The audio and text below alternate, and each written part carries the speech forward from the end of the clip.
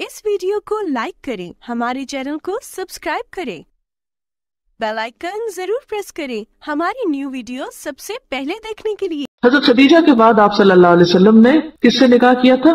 हजरत सौदा से किया था, लेकिन उसके बाद आपने हजरत आयशा से निकाह किया था जब वो 6 साल की उम्र की थी, और रुखसती हुई थी उनकी जब वो 9 साल की उम्र की थी। हजरत आयशा कौन थी? हजरत अबू बकर सिद्दीक की बेटी थी।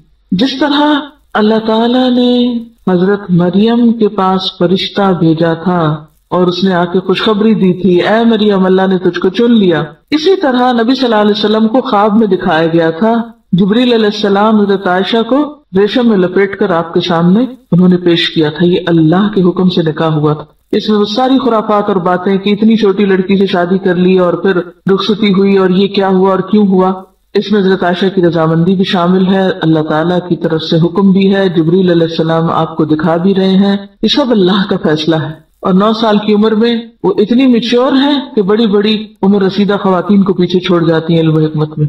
और फिर आप देखिए कि चूंकि हजरत अबू बकर की बेटी, और आपको मालूम हजरत अबू बकर मक्का के उन गिने चुने चंद लोगों में से थे जो पढ़े लिखे थे, लिटरेट पर्सन थे, इंटेलेक्चुअल पर्सन थे मक्का, और उन्हीं से उनकी बेटी ने भी फिर आगे लिखना पढ़ना सीखा था। ये आज के इस्तिलाह में इंतहाई आला तालीम याफ्ता घराना था, जिसकी एक बेटी पैगंबर के निकाह में आ रही है। औरतें तो और भी बहुत थी, हजरत आयशा ही से निकाह क्यों और इस उम्र में निकाह क्यों? ये हम सब जानते हैं कि जिंदगी के इब्तिदाई साल सीखने के लिए इंतहाई मुफीद होते हैं। कहते हैं ना कि छोटे बच्चों का जहन जो स्पंज की तरह होता है, हर चीज जज्ब करता चला जाता है। जितनी भी और खवातीन थी हजरत आयशा रज़ियल्लाहु ताला अन्हा के अलावा, वो सब पहले से शादीशुदा थी या फिर मिच्योर थी या उनका एक जहनी सांचा बन चुका था। जबकि हजरत आयशा रज़ियल्लाहु ताला अन्हा ने दौरे इस्लाम ही में आंख खोली, अबू बकर जैसे बाप को पाया जो कहते हैं कि एक दिन ऐसा नहीं गुजरता था जब मैंने आप सल्लल्लाहु अलैहि वसल्लम से मुलाकात न की। हजरत आयशा कहती है कि एक दिन नहीं ऐसा होता था जब आप हमारे घर नहीं आते थे। दिन रात हजरत अबू बकर सिद्दीक और हुजूर सल्लल्लाहु अलैहि वसल्लम की एक तरह से रफाकत थी, और वो अपने बाप के साथ आप सल्लल्लाहु अलैहि वसल्लम के सारे तरीकों को देख रही हैं, सारा दौर उनके सामने है। फिर जब वो निकाह के बाद आपके साथ आती हैं तो दिन और रात आपके साथ है, एक तरह से मस्जिद नबी के साथ हिजरा है, सब कुछ सीख रही।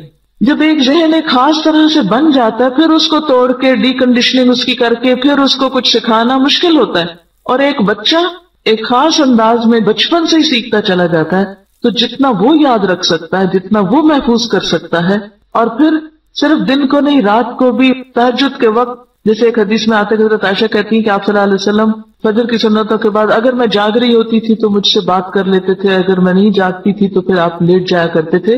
तो वो आपका एक इंटेलेक्चुअल पार्टनर भी थी।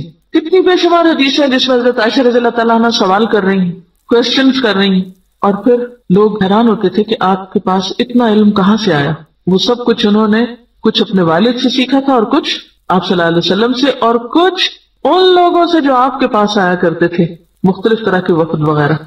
इस सारे इल्म के साथ अगर यूं कहा जाए कि इल्म नबुव्वत की असल वारिस हजरत आयशा बनी तो ये मुबालगा ना होगा।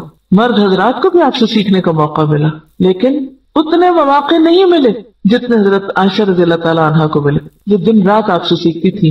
क्योंकि बिल्कुल हुजरा साथ था मस्जिद के। अगर आप में से कभी किसी ने देखा हो मस्जिद नबी को मौजूदा दौर में भी, तो आपने देखा होगा कि मिंबर और आपके कमरे में कितना फर्क था। लिहाजा आप जब बाहर लोगों से मुलाकात कर रहे होते थे, कुछ सिखा रहे होते थे, तो वो अंदर सीख रही होती थी सब कुछ, और इंतहाई ज़हीन थी, लिखना भी जानती थी, पढ़ना भी जानती थी। इसीलिए आपके बाद तकरीबन 48 साल तक, गोया निस्फ सदी तक, औरतों और मर्दों को सिखाने का काम हजरत आयशा रज़ियल्लाहु ताला अन्हा ने किया। इस पर मैं एक दो कोटेशंस आपको रेफरेंस के साथ बताऊंगी। इब्न अब्दुल बर का हजरत आयशा के बारे में एक कौल है कि हजरत आयशा 3 उलूम में यकताए जमाना थी, कोई उनके बराबर नहीं था। इल्मुल फिक्र, इल्मुल तिब और इल्मुल शेर।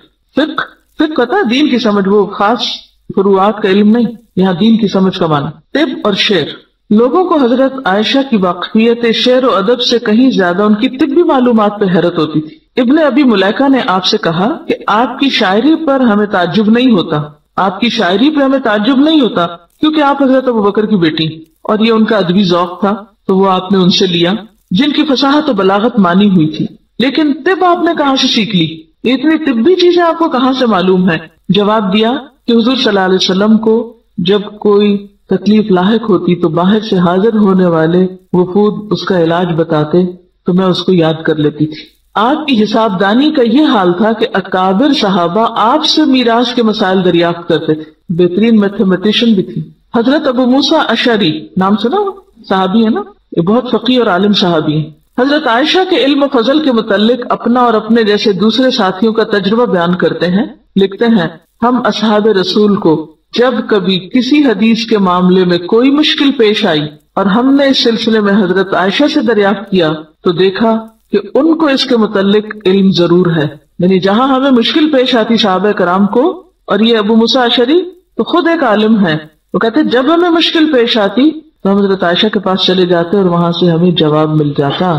پھر اسی طرح عروہ بن زبیر، وہ کہتے ہیں میں نے حضرت عائشہ سے زیادہ قرآن اور فرائض، حلال اور حرام، شعر و ادب کی تاریخ اور ان کے حسب نسب کو جاننے والا کسی اور کو نہیں پایا۔